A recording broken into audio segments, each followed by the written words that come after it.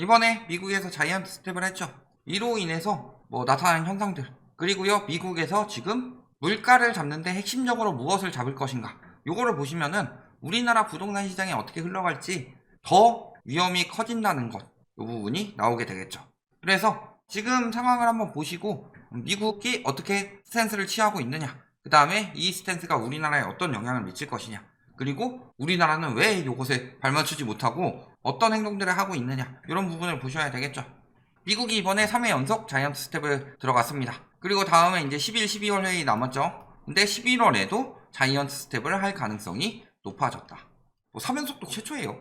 저번에 한번 저희가 7개월 금리 인상폭을 봤는데 1980년대 이후 역대 가장 빠른 긴축이다 라고 보시면 됩니다. 지금 상황이. 왜냐면 물가가 심각하다. 심각한 물가는 무엇 때문이냐? 유동성 때문이죠. 유동성. 이따가 대차 대조표를 한번 보실 거지만 대차 대조표가 어떻게 나왔냐? 이렇게 가다가 글로벌 금융위기 터져서 이렇게 올라갔다가 2017년부터 조금 줄이는데 19년에 미중 무역전쟁 터지면서 원위치 시켰다가 코로나 터지면서 이렇게 늘려버렸어요. 그러니까 돈이 많이 풀리면은 화폐가치 하락으로 물가 상승이 일어나죠. 코로나 터졌을 당시에는 소비가 잘 안 돌아가는 거죠. 그러니까 승수를 보셔야 돼요. 예를 들어서 100만원을 찍었다. 이게 10번을 돌아요. 그러면 이게 정부에서는 100만원의 유동성을 풀었지만 시장에서는 1000만원이 풀린 거다. 그런데요, 정부에서 500만원을 풀었다. 그런데 돈이 돌지 않아서 한 번만 돌았다. 그러면 이거는 그냥 500만원의 역할을 밖에 못한 거다. 근데 문제는 뭐냐? 코로나 시기에 예를 들어 평소 때 100만원씩 풀었다가 글로벌 금융위기 터지면서 한 200만원씩 푼 거고, 그러다가 2015년부터 다시 오히려 마이너스 100만원씩 하고 있었던 거죠. 그러다가 코로나 시기 때 막 1000만원씩 푼 거예요. 근데 이때는 막 승수가 높아서 막 10번 돌았다면 요건 한 번씩밖에 안 돌았다. 그러니까 시장에 나타나는 효과가 적었죠. 그런데 이 풀어놓은 돈이 소비가 회복되면서 다시 10배가 된다. 풀어놓은 돈이 뻥치기가 엄청 되는 거죠. 그러니까 물가가 폭등하는 상황이 나타난 거고, 물가가 폭등하니까 유동성을 줄여야 되는 거죠. 그럼 유동성을 줄이기 위해서 미국에서 하고 있는 건 뭐예요? 금리 인상 플러스 양적 긴축. 그래서 양적 긴축은 어디까지 들어가요? 적어도 코로나 이전. 코로나 이전까지가 확실하게 들어가는 거고요. 그 이후 경제 상황 보고 어떻게 들어갈 거예요? 글로벌 금융위기 때 부분도 뺄 거다. 왜냐? 요거까지 한 번에 빼긴 힘들어요. 저까지 한 번에 빼다 보면 경제에 탈날수 있고, 요것만 긴축하는 것도 경제에 영향을 굉장히 많이 줄 거다. 다만 2015년부터 미국의 행보를 보면은 요 유동성도 빼려고 하고 있었어요. 요 유동성을 빼려고 하고 있었는데 코로나 터져서 엄청 유동성이 폭등했으니까 일단 이거부터 해결하고, 그 다음에 어느 정도 경제가 안정이 되고 시장이 안정이 되면 요 부분도 해결을 하려고 들 것이다. 그래서요, 긴축이 역대급으로 되고 있는 거고, 연말에는 4.5% 예측이 나오고 있다. 4.5%면 얼마 남았어요 지금? 자이언트 스텝 하고 플러스 빅 스텝 해야 4.5%죠. 그러니까 미국 긴축은 굉장히 심각하다. 그 이유는요, 당연히 물가 때문이죠. 물가가 기본적으로 9.1% 찍었죠.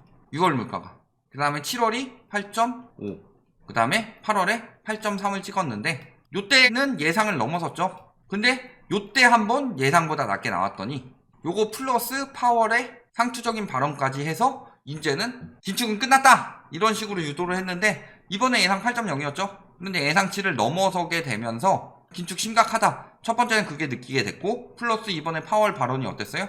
물가 잡을 때까지 금리 올릴 거다. 잡기 전까지는 금리 인하가 없다. 이런 식으로 이야기하니까 당분간 긴축장이 계속 된다는 거죠. 그런데 지금 보면 어때요? 물가 상승률 지금 계속 점점 더 높아지고 있어요. 물가 예측이. 근데 올해 물가 상승률 예측이 5.4%다. 내년은 얼마예요? 2.8%다. 근데 파월이 말한 목표치는 얼마예요? 2%. 그렇다는 것은 내년까지는 금리 인하가 없음은 물론 긴축 지속된다. 요게 거의 확정되었다고 보시면 되겠죠. 아서 번즈 같은 경우가 금리 인상을 주저해서 인플레이션을 부추겼다면, 그 다음에 볼커가 어떻게 했어요? 금리 인상을 어마어마하게 때려서 물가를 잡았죠. 그거를 지금 파월이 하겠다는 거죠. 왜?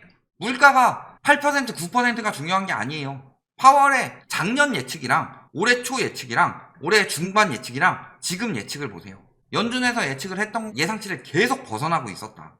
그러니까 이 정도 인플레이션이면은 긴축을 좀 천천히 해도 되겠네 싶었는데, 그게 아니니까 더 빨리 해야 되겠네. 그러니까 작년까지 뭐라 그랬어요? 2023년은 돼야 금리 인상을 한다. 그런데 저희가 그때 계속 이야기를 했었죠. 23년에 금리 인상하면 늦는다. 지금 상황을 보면 그랬더니 점점 더 점도표가 바뀌면서 작년 말부터 올해 3월부터 올린다.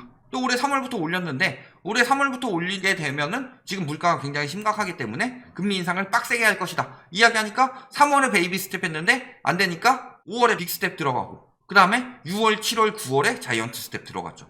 엄청나게 빡세게 들어가고 있다. 왜? 물가가 예상치를 벗어나고 있고 그래서 더 빠른 긴축으로 예상치를 맞추려고 했는데 긴축을 해도 불구하고 예상치를 더 벗어났더라. 그러니까 당연히 긴축을 더 강력하게 할 수밖에 없죠. 그 예상치를 벗어나게 되면 계획을 다 수정을 해야 되는데 그래서 보면요 11월에도 자이언트 스텝을 할 것이다 이 이야기가 나오죠. 11월에 자이언트 스텝을 하게 되면요 4% 됩니다. 우리나라 얼마 남았어요? 지금 보면 10월 전망 빅 스텝 나왔죠. 11월 전망 지금 베이비 스텝으로 잡고 있는데 빅 스텝 베이비 스텝 하면 지금 미국 금리예요. 7월에 한번 역전 당했다가 원위치 시킨 다음에 지금 0.75 벌어졌죠. 그런데 연말에 얼마나 벌어진다는 거예요? 3.0, 3.25니까 이 시나리오대로라면 연말에는 1.25% 차이 난다. 근데 지금 7월에 금리 역전 당하고 나서 지금 안 됐는데 계속 1300원대 후반이었죠 환율이. 그리고 이번에 자이언트 스텝 나오니까 1400원대 넘어갔죠. 그리고 올라가는 추세죠. 1.25%포인트 벌어지면 환율이 어디까지 올라갈까요? 그래서 올해만 4.5 최종 금리는 5%까지 이야기가 나오고 있는 거다. 그런데 우리나라 금리는 천천히 올려라 이거 말이 안 되는 상황인 거죠. 거기서 지금 뭐 더 올리라고 4.6%까지는 적어도 심체가 없다. 그래서 5% 예상하는 사람들도 많죠. 그리고 이번에 자이언트 스텝 이야기하기 전에 뭐라 그랬어요? 누가 지금 금리 인상 속도가 너무 느리다 빨리 해가지고 빨리 잡아야 되는데 그래서 본인이 제롬 파월 의장이라면 1.5%포인트를 올릴 것이다. 다만 파월이 하는 행보를 봤을 때는 자이언트 스텝 할 것이다 이런 식으로 예측을 했었죠. 자이언트 스텝 전날. 그러니까 기준금리 인상을 더 빠르게 해야 된다 의견은 계속 나오고 있는 거예요. 왜 그러냐? 지금 핵심이 뭐냐? 주거비라는 거죠. 그래서 보면은 물가 상승세의 주거비 기여도는 2.3%포인트에서 2.5%포인트로 꾸준히 높아지고 있다. 그러니까 최소한 임대료 상승이 둔화되었다는 확실한 신호가 나오기 전까지는 연준이 금리 인상을 멈추지 않을 것이란 것. 그러면요 임대료 상승이 둔화되기 위해서 금리를 올린다. 모 부동산 유튜버께서는 금리를 올리면은 월세 부담을 가중시킬 것이다. 그래서 월세 대란 난다 라고 얼마 전에 우겼기 때문에 저희가 요즘에 깔깔이 입고 계속 까고 있죠. 그런데 미국에선 뭐라 그래요? 금리를 올려서 임대료를 낮춘다. 미국은 전세가 없으니까 금리를 올려서 임대료를 낮춘다. 아니 세입자 전가해야죠. 왜 미국은 세입자 전가 안 해요? 우리나라만 세입자 전가해요? 우리나라만 특이한 시장이에요? 세입자 전가한다는 것 자체가 구라 중에 구라다. 임대인 부담을 세입자에게 전가할 것이라서 임대인들에게 부담 주지 말고 계속 완화해라. 금리도 풀어주고 세금도 풀어주고 해라. 이거 다 거짓말이다. 미국에서 이러잖아요.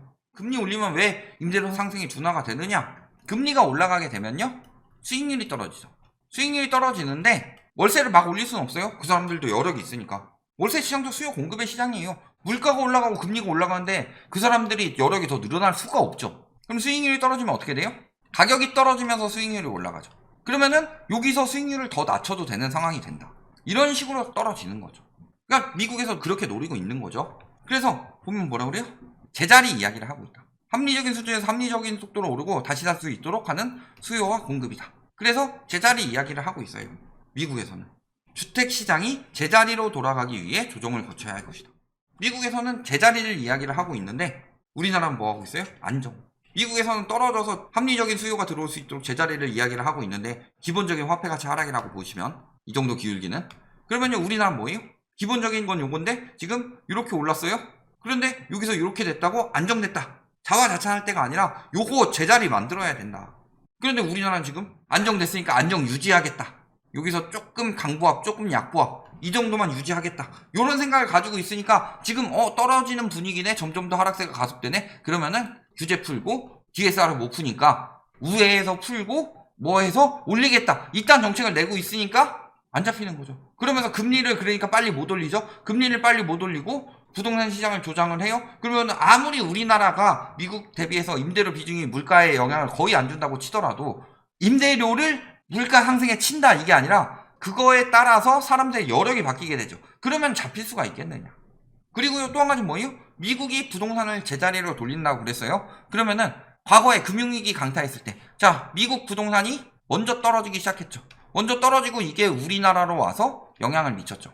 그러면서 우리나라 역시도 제자리로 돌아갔다. 그런데 뭐라 그래요? 지금은 그때랑은 다르다. 그때는 금융위기가 터져서 그랬던 거고 지금은 금융위기가 터지지 않았다. 이렇게 생각하고서 부동산 이야기하는 사람들은요, 부동산이든 주식이든 뭐 이야기하는 사람은 경제를 말할 자격이 없다. 안 터졌어요? 빵 터지는 그 리먼 브라더스 은행 붕괴 이런 그게 없을 뿐이지 지금 그 전조증상 이상은 다 넘어섰어요. 무역적자 지금 외환위기 이후 최대죠. 상황 봤을 때 글로벌 금융위기 때보다 안 좋은 지표들이 계속 나오고 있죠. 그런데 거래량도 더 안 나오고 있고 아파트 거래량도. 그런데 위기는 안 왔대요. 뭐가 온 거예요 그럼? 뭐 어느 정도 해야 위기인 거예요? 지금 갑자기 뭐 인구가 싹 다 전멸해가지고 갑자기 전쟁 터져가지고 사람들 많이 죽어서 아파트는 안 뿌개졌고 사람들만 많이 죽어가지고 인구가 확 줄어서 가구수 줄어가지고 공급 과잉이 되는 그 정도가 돼야지 위기예요? 거래량이 없다는 게 수요가 개박살이 났단 소리예요. 금융위기 때보다 수요가 더 없는데 위기가 아니래요. 말 같지도 않은 소리지. 환율은 1,400원 돌파했습니다. 1,409원 막 이런 식으로 올라갔는데 13년 6개월 만에 깨진 거 아니고 9월 초에 장중 1,400원은 잠깐 나왔었다. 저도 계속 보고 있다가 잠깐 1400.0 몇 원 나왔다가 다시 떨어졌는데 장중 나온 적은 있죠. 그런데 지금 얼마 만에요? 13년 6개월 만에. 13년 6개월 전이 언제죠? 22년이니까 빼기 13, 14. 2009년이죠. 2009년. 이미 나왔던 그때 상황이 어떻게 됐느냐. 보면 답 나오죠. 2008년, 2009년부터 2013년까지 꾸준히 장기적 하락 나오다가 초이노믹스 터트려가지고 겨우 올려놓은 건데. 그러니까 괜히 이창용 총재가 금리 인상 전제 조건이 바뀌었다. 전제 조건 뭐였어요? 금리 인상의 전제 조건. 경제 크게 변동 없고 환율도 뭐 크게 변동 없고 이런 상황에서 베이비 스텝으로 점진적 인상을 하겠다. 그런데 변수가 있으면 빅스텝을 할 수도 있다 라고 이야기를 했는데 괜히 그 이야기를 하겠느냐 라는 거는 이번에 빅스텝이 된다는 거죠. 그러면요 역대 최초로 올해 빅스텝이 있었는데 역대 최초로 빅스텝을 2번 하는 시기가 될 것이고 역대 최초로 5연속 금리 인상이 일어나게 되는 거다. 이게 얼마나 심각한지를 숨기고 있다. 결론 뭐예요? 미국의 목표는 뭐다? 물가 안정. 근데 물가 안정을 위해서 뭘 하겠다? 부동산 제자리로 돌리겠다. 근데 우리나라는 안 떨어진다? 정신 나간 소리다. 여기까지 말씀드리겠습니다.